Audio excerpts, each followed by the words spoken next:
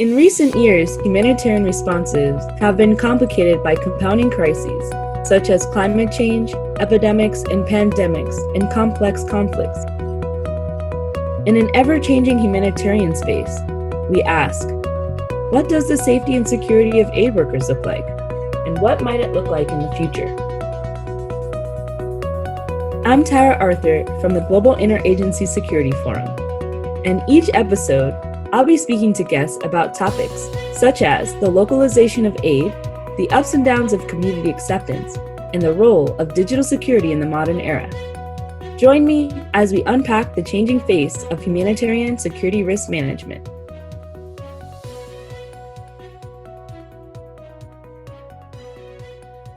Hello, and welcome to the GISF Podcast. Today, we're talking about partnerships and crisis. Today, we have Léa Moutard from the Global Interagency Security Forum, who's going to share some insights with us. Hi, Tara. Hey, Léa. I thought it might be great if you could share a little bit about who you are within GISF and share a little bit about the work you have going on. Sure. So I'm currently working as research advisor at GISF. I started in August 2019. My role within GISF is kind of to bridge research and practice. So the aim of my role is to ensure that NGO practices are informed by evidence and to maximize the impact of the learnings brought about by research. So in the first place, I oversee the development of various research projects that investigate security issues and challenges that aid workers and organizations face. So in the past, GISF has investigated the impact of gender and faith on security risk management, for instance, and we're looking at new issues around access and acceptance. But a second role of the job is also to ensure that these learnings have a positive impact. And generally, that goes through creating good practices guide that provide adaptable tools for NGOs to better protect the people they work with. So yeah, we've been working on guide on managing sexual violence against aid workers in the past, or how to estimate the cost of security, for instance. And finally, there is also a coordination aspect, which is about linking up with universities, think tank, and other stakeholders, given that GISF is an open forum and believes in learning across sectors. You have a very important role, so thank you for all you're doing to contribute to the work in this sector. If you could, I think it would be great if you can share a little bit more about the work GISF is doing around partnerships and how that research has come to be. You talked a little bit about your work in the overall research portfolio, but definitely give us a little taste of what's going on in the partnership side of things. For sure. Very, very enthusiastic about this project. Currently we're editing our last research project on partnerships and security risk management from the local partners' perspective. And by partners, I mean partnership between international NGOs and local or national NGOs. So in 2012, GISF had already published a paper on international agencies working with local partners. This first paper, which was really interesting, and I really recommend it to everyone, investigated more the responsibility of international organizations, the challenges they face while trying to support local partners, and provided insight into how to improve the support provided.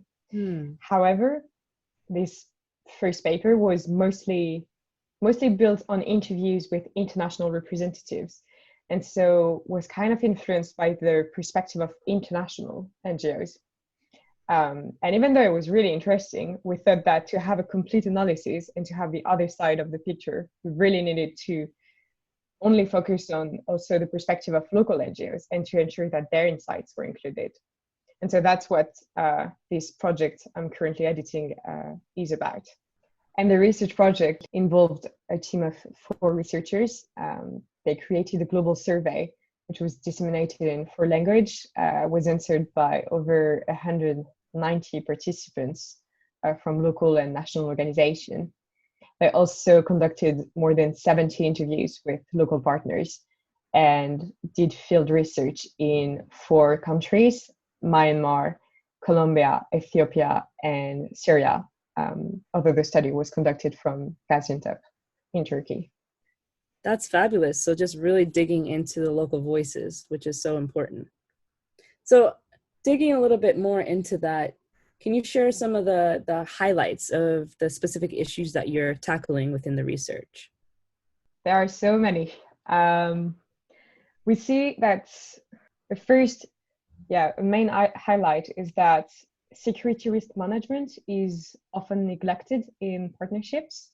That there is, even though there are some cases where partnerships really discuss and support each other in terms of managing security risk, most of the time, security risk management is simply not discussed between partners. It comes from both sides. There are many explanations for this. Local partners fear that they will lose funding if they mention their security needs, and international partners generally focus a lot on fiduciary and legal risk, for instance, to comply with counterterrorism legislation. So that was the main finding of the research, the absence of actually systematic addressing of security risk management of local partners. Beside the absence of dialogue, we see that there are still enduring misunderstandings around the risk that local partners face, that in many cases NGOs assume rather than ask local partners about the risk that they face. And that really creates a lot of issues, because then the support provided is not adequate. Because if you do capacity building on context analysis, for instance, for local partners who are born and live all their life in the context, it's not going to be the most relevant training for them, for instance. Receiving some support in terms of structures and structuring security risk processes, this is much more interesting for local partners, for instance. And finally, a last point that I could highlight is the misunderstanding also that exists around risk transfer within partnerships. Risk transfer is really not a term that is well understood, although it has been used a lot and is still being used a lot within the localization agenda. Still not very well understood. So Léa, that's really interesting. Can you break down a bit more what risk transfer is? For sure. I'd say risk transfer generally, in the way it is understood, there is no one commonly agreed definition. Generally, risk transfer is understood as a linear top-down transfer of a given set of risk. So for instance, in Syria, when it becomes too dangerous or simply illegal for certain NGOs to operate, they may decide to contract a local organization that is still able to access communities and bring relief. And in this sense, the NGO staff stops taking the risk associated with delivering relief, meaning being kidnapped, shot at, killed, wounded, etc. And this risk is transferred on to the local partners. So that is the typical understanding. But what we saw with interviewing local organization is that the reality is much more complex, that they really don't perceive risk transfer in this way. I'd say there are 5 elements to risk transfer. The first thing is that it can be deliberate, but it doesn't have to be. Risk transfer occur without any particular intention from NGO to pass the risk. The risk that are transferred also, it's not a given set that is transferred, because every actor is facing different risk according to their profile. So local NGOs don't face the same risk as NGOs. So the risk that the NGO is facing in the first place can't be transferred to the local organization. They're going to face just a complete different set of risk in the same situation. The third element is, again, around the notion of transfer. It's much more complicated than just transfer, because within partnerships, entering in partnerships or throughout partnerships, new risks are created. Entering a partnerships with an NGO can actually create more risk for the local partner and compromises the local partner in the eyes of their government or their local population, local communities. So new risks can be created, and there were already pre-existing risks before the partnerships that are going to evolve or change due to these partnerships or to other conditions in the environment. Point 4, it's related to the movement. Risks are not transferred in solely a top-down manner. Risk can also be transferred from a bottom-up movement or from a horizontal perspective. So for instance, local organizations that may not be able to do public campaigning around certain human rights issues or any issues that they face related to the program, may not be able to do these actions because it would place them at too much risk and expose them too much to risk of repercussions from the government. But therefore, they can ask their international partners to lead a campaign on their behalf. And in this sense, this risk related to activism is transferred up to the international organization. Then it shifts a bit the rationale and the thinking you have around risk transfer. It asks international organization, what risk can we take on behalf of the local organization, rather than just what risk are we created for them. And finally, last point is about the actors that are involved in risk transfer processes. It's not just NGOs. The reflection should really involve donors, because donors create conditions in which NGOs work, and they affect the whole environment and the way NGOs conduct their operation. And in this sense, they can increase and decrease the risk that staff is taking. And beside donors, there are also communities that can be affected. So obviously the do no harm mandate is a key part of humanitarian action, and it shows that NGOs can create risk for their local communities by intervening in their living environments.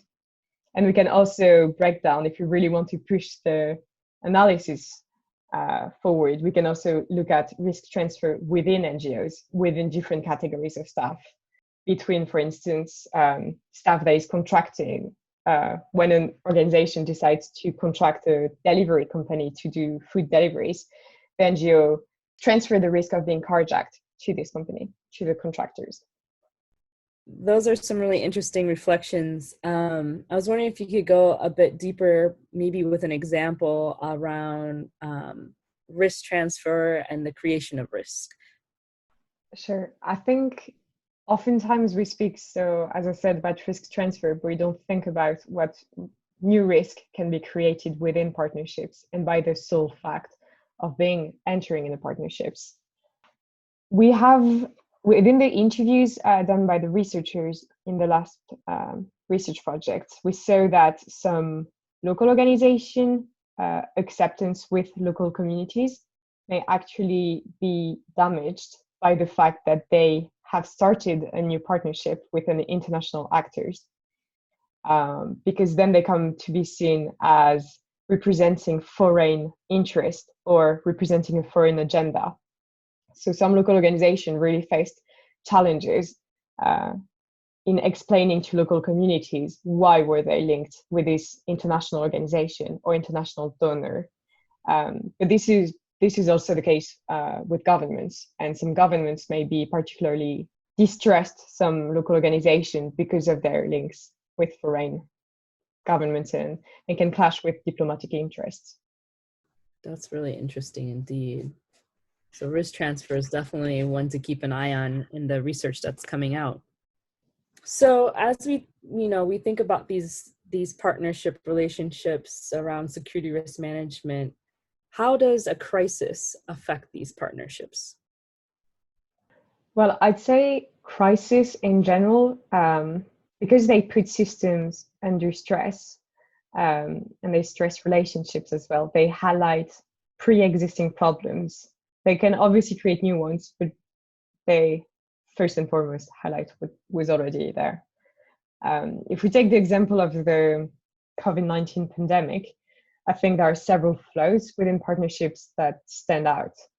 The first that we've seen, and which is one of the most obvious, is the lack of flexibility and dedicated funding to security risk management.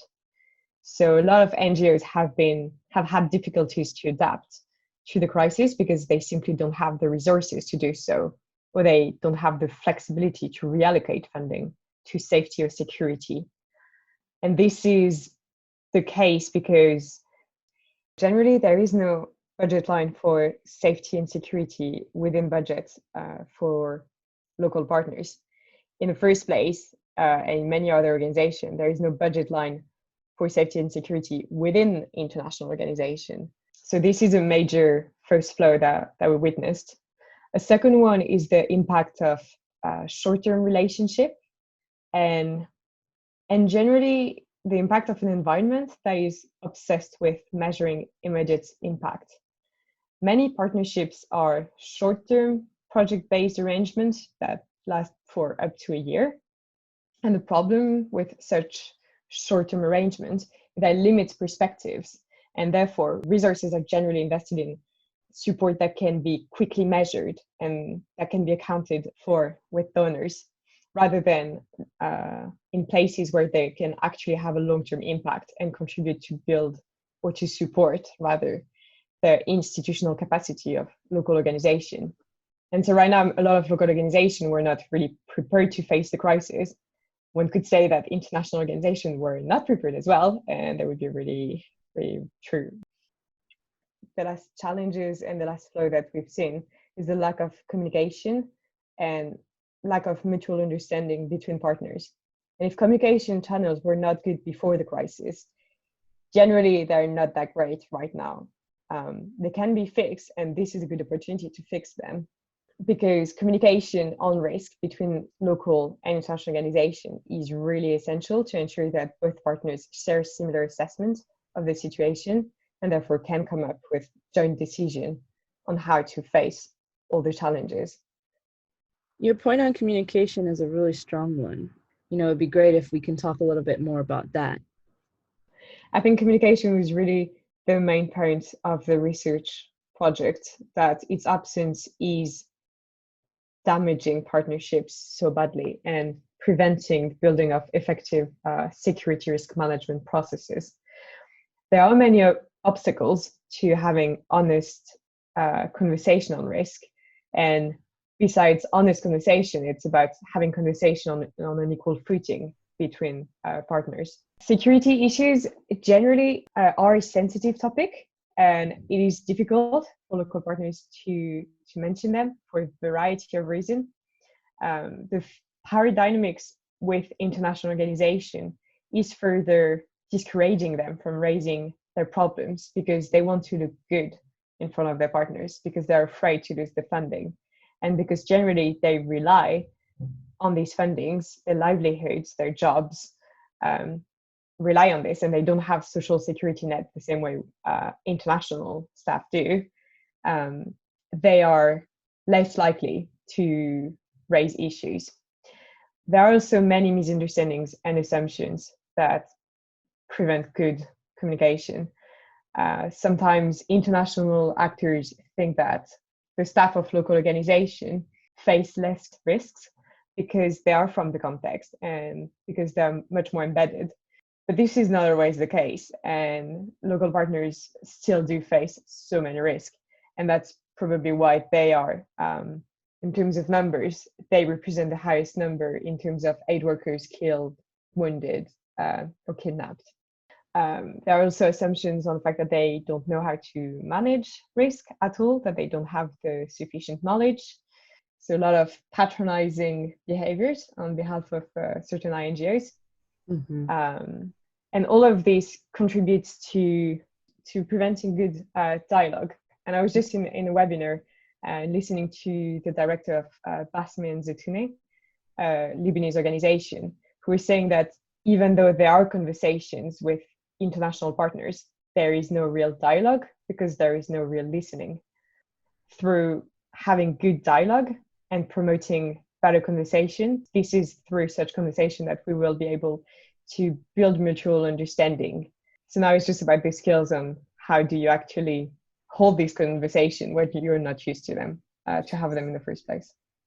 Léa, do you feel from the research you're doing and the conversations that you've had or listened to Do you feel that there's an openness on both sides to have those conversations to start with? I don't think so. I think it's hard to have this conversation. Everyone is always busy. You want to take the time to properly check in and to chat about not only your priorities. So international organizations generally check in about, oh, my local partner, are you fulfilling all our expectations and the requirements in terms of meeting the counterterrorism legislations, in terms of ensuring that the money you're using doesn't go to fund terrorist groups. So these are the priorities generally we see on the international side. But rarely, I think they are willing to just come in and just listen and ask and encourage the local partners to actually share the challenges. So I think on both sides, there is not enough openness, although I think that local partners have been trying and are trying to get their voices heard since so long, and they've just been not listened to enough. It was 2 weeks ago, I was in a conversation with actually he was working for an international organization, but was Kenyan, and I was asking him about the security issues and challenges that local staff was facing under the pandemic, and he was telling me that the first thing he told me was that local staff actually asked much more about international staff safety, and that they were much more concerned about international situation in Italy and in the US, and that they felt relatively safe. And that was just something, I don't know, I never expected to hear. And I was like, oh, well, actually, Interesting. Everyone is concerned about everyone, but sometimes you just need to hear it and to make space for them to speak.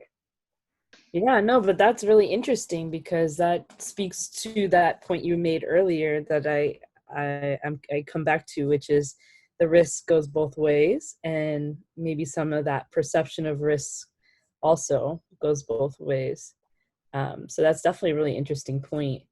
And, as you bring up COVID-19 a bit, I'm wondering, as we talk about compounding crises on top of each other, you mentioned the importance of having strong security risk management infrastructure in place. Can you go into a little bit more detail about how organizations can better build those partnerships to manage some of this better, especially in times of crisis like we have now with the pandemic and other crises that might come on top or have come on top for some? Once more, the first phase to start, I'd say, is establishing good communication channel to ensure that there is more dialogue, good or sound dialogue between partners. This is especially important in times of crisis because there is a tendency of having either not enough, either too much information. But when you have sound communication channels, only the essential information is going to be shared, and it's going to enable partnerships and both partners to better react to crisis and to new information as they come out. So ensuring that communication is sound is a main point. I'd say ensuring that structures are flexible. When structures are too rigid, no one can adapt. And I think the humanitarian environment is characterized by the fact that it's always facing new crises, that things are always changing. So for this, you have to have some flexibility within the arrangements you're creating. And you have to have flexible security risk management processes as well. This relates as well to just autonomy and capacity building / capacity sharing. To have flexible systems, you must be able to trust each other's competency to react to the crisis. The more control you have, the slower your response is going to be. But when you trust the other partners to act correctly, then you don't need all these extra layers of control. And yeah, I think we love there is a little bit too much of control within the humanitarian sector in many situations. Trusting each other's competency also just facilitate decision making. And avoid having too many layers of decision and checking with so many different people before making any decision on how to react to crisis. And especially when quick action are needed, this is really important. And then I'd say just being open in terms of both partners sharing, getting to know each other's system, so that there is complementarity in action and no overlap, and that they know when can they rely on each other, and when can they ask for help, and when can they share some challenges and difficulties. That's great to hear. I'm curious, when you mentioned a little bit of risk sharing, do you have anything to add to that risk sharing piece that kind of came really clear in your point you were just making? Yeah, I think risk sharing is a fancy term. I think the humanitarian sector really loves it because it sounds great. But really what we saw in our research is that it is an aspiration and it doesn't quite describe the reality of partnerships right now. Right now, the reality corresponds to risk transfer, which I've already explained. But to move towards risk sharing, I think there are three main elements. The first would be that everyone understands that both parties understand which risks are involved in the partnerships.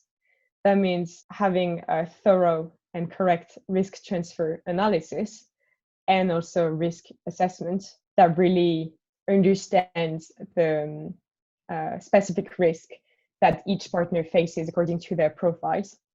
The second element is once we know the risk, all the risk, is to share decision making on how to approach the risk. So both parties must be able to say no, to refuse to implement certain programs if they feel their safety or security would be compromised. It's really important that local partners must be able to refuse. And given the power dynamics that structure many partnerships, it's not a given that they will be allowed to say no. And then if both parties decide to accept the risk, then both parties should be equally involved in deciding over the mitigation measures, which one are the preferred one. And finally, I'd say that, the need is to back the talk with actions and with resources. Because if you agreed on the preferred mitigation measures, but you don't have the resources to actually implement them, then there is no actual sharing of risk. And this is where a lot of improvements can be done. In the localization agenda is often criticized for the fact that there is no walk behind the talk, and that's another aspect where the localization agenda can do better. Interesting indeed. I was interested to hear a bit more about some of the assumptions of the international community and some of the gaps that might exist between the international NGO community and the local NGO community, particularly when it comes to a crisis. I think the place where it is most visible, the differences in perspectives, is in context analysis and understanding and risk analysis. So oftentimes international organizations are going to either underestimate the risk or overestimate the risk. Because international media attention tends to focus on one crisis at a time, this impacts the priorities that international partners and donors have. But this may be very different from the reality seen from a local perspective. So if we take the Colombian case study from the research we've recently done, there is a narrative at the international level that the conflict has entered a post-conflict phase because a peace agreement has been agreed. However, interviewees locally felt that the conflict was still very much active and that many regions were still very dangerous and too dangerous to operate. However, because the international community declared that the conflict had passed, there was a decrease in funding allocated to security and less attention given to these issues. And NGOs just redirected their resources elsewhere. NGOs and donors, actually. And with COVID-19, there is a sort of the same phenomenon because international attention guides resources and is now focused on health related risk. However, there are still various other crises going on. And at the local level, I would say that probably there is always compounding crises. That if you look at the smaller level, there are so many risks that overlap and so many difficult situations that piled up. And so we can see that there are still security risks that endure right now, that the pandemic hasn't stopped non-state armed groups from continuing their activity. So we've seen attacks against MSF clinic in Afghanistan, in South Sudan, recently in Central African Republic. NGO staff were kidnapped as well. And there are other various safety risks that continue to occur under the pandemic. And that is why it is really, really important to listen to local accounts of the situation and to cross-check information provided by global media or global NGOs with actually local accounts of what is going on in the ground. That's definitely a good point you're making. I'm wondering, does the research speak to some strategies for local partners and local voices to kind of open that conversation a bit more, to make it more sustained, actually, in the eyes of the international community?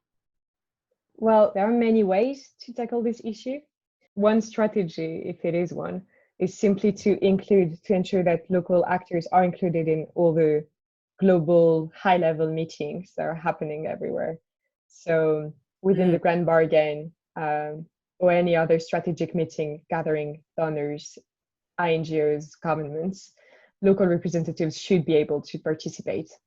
And by being able to participate, we mean that probably other organization entities will have to cover the fees to attend the events and include support if translation is necessary, because language is a major issue in terms of breaking this conversation. Then I'd say once these global conversations happen, dissemination should also take place, and the key takeaways from this conversation should be translated. Local actors should be able to learn about this conversation that are going on if they are to get involved in them. Another aspect that is closely related to this is simply to support coordination and collaboration between local organizations, so ensuring that there is a strong national voice. Obviously, being a group makes it easier to carry on messages and to make your voice heard. So there are many platforms that exist, such as the South Sudan Forum or many, many others. But these platforms should be strengthened and should be supported. And then finally, in terms of just establishing good communication and sustainable communication between partners, I'd say that it's about building structures and building good human relationships. It's trust is necessary to have this communication, and trust requires commitment and real concern on both sides. So it's about showing up and ensuring that international organizations plan times regularly and consistently, and not only just in times of crisis, to talk with them about the risk that it faces, the challenges, also their successes, and recognize their successes when there are some. Building on the success point, as you talk about the importance of having those strong infrastructure, those strong communications in place, do you have some examples of some positive ways this is playing out or has been done? Well, we've seen one good example that is highlighted by the research is the relationship between Caritas Germany and Caritas Ukraine. And I've just heard in the last webinar another great relationship between Caritas and local organization Myanmar, KMSS. In both cases, the good examples and the good learnings that we can take away are that Caritas really developed long-term relationships that were not just project-based for 1 year. They invested in supporting the capacity of local partners through programs that lasted for 4 years, and that they were then renewed for another 4 years, etc., etc. So long-term relationship was a key aspect. Another one was the fact that they had continuous relationship.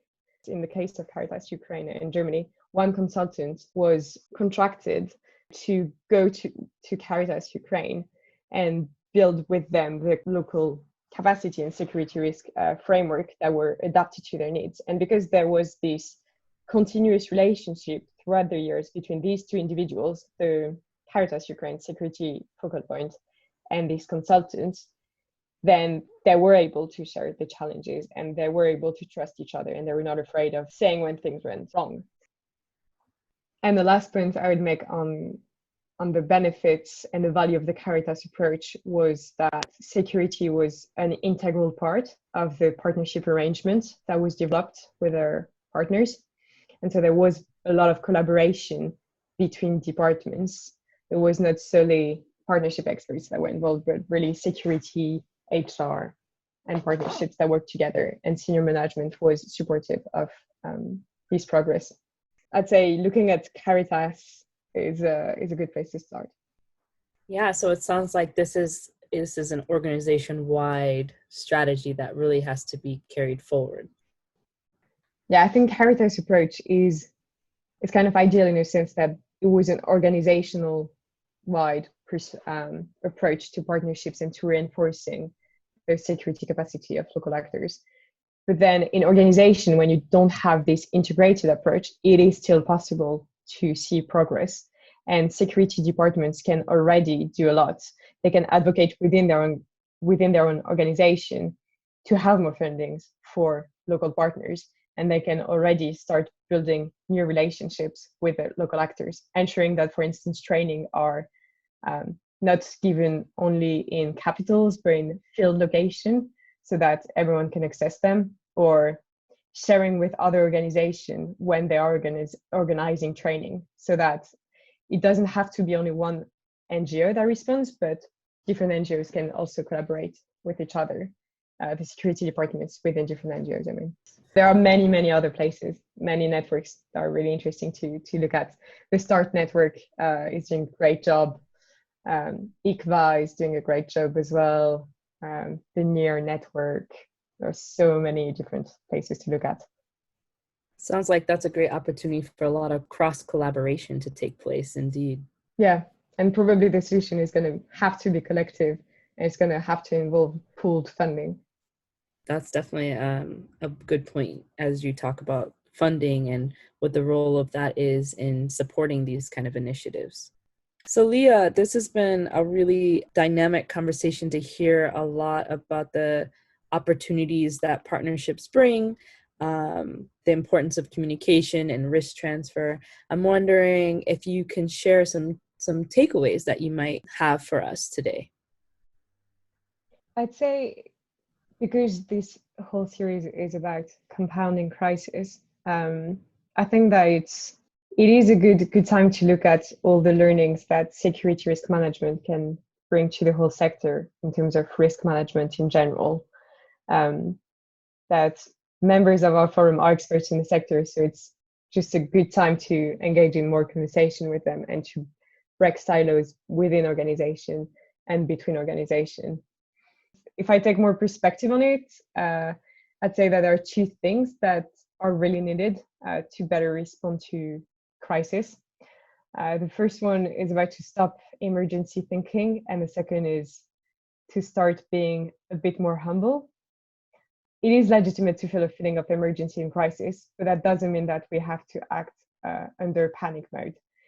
It is even more important right now to take a step back and to see that even if it is true that change needs to occur quickly, and that funding must be made available right now, it is also key to think about the long-term impact that all our actions are having. And it is not a reason, because we are under a crisis, to continue using bad habits. It's rather an opportunity to try new ones, and ensure that we are providing the support that is adequate and sustainable, and that we are acting in solidarity with each other.